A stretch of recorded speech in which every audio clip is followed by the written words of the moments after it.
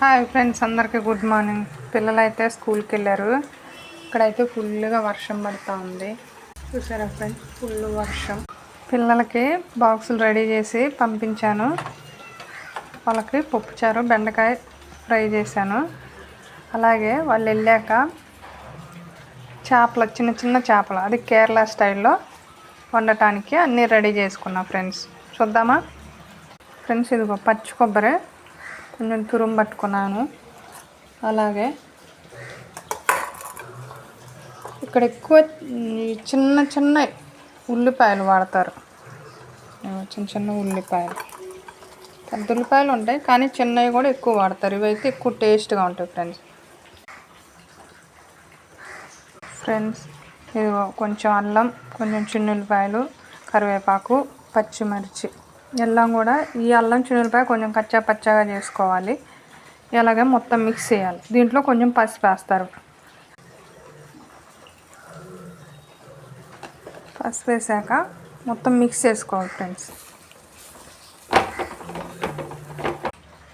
అలాగే మిక్స్ చేసుకున్నాక ఇక్కడ చింతపండు అయితే వెరైటీగా ఉండిద్ది. కూరలు అయితే ఈ చింతపండు వాడతారు, మనలాంటిది కాదు. మనలాంటిది అయితే సాంబార్లో అలా వేసుకుంటారు.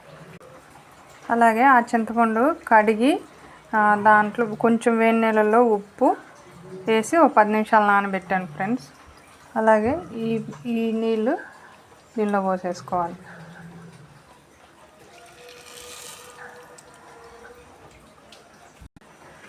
నీళ్ళు కలుపుకొని కొంచెం మిక్స్ చేసుకొని దీనిలోకి ఇప్పుడు చేపలు వేసేస్తాం. ఇదిగో చేపలు నేను కట్ చేసి మొత్తం కడిగి శుభ్రం చేసి పెట్టుకున్నాను ఫ్రెండ్స్. ఇప్పుడు దానిలో వేసుకుంటారు.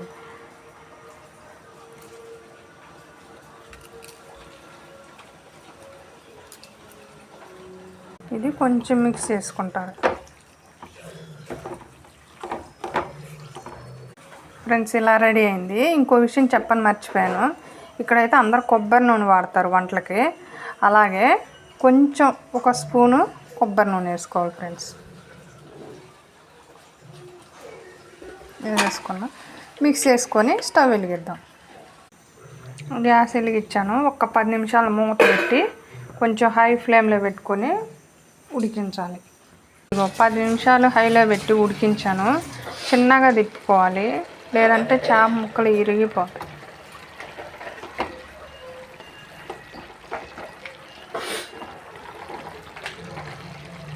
ఒక 5 నిమిషాలు ఉడికిస్తే కర్రీ రెడీ అయిపోయింది ఫ్రెండ్స్.